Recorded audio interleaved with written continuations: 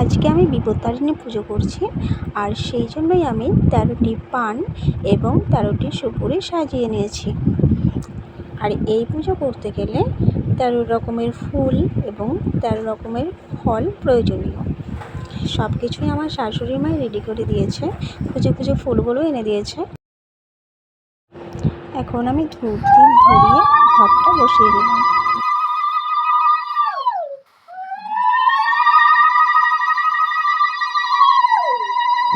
ঘট বসানো হয়ে গেলে আমি 13টি পুরি এখানে গুনে গুনে দিয়ে দিয়েছি এবং এই আনারসটি 9 ভাগে কেটে দিতে হবে।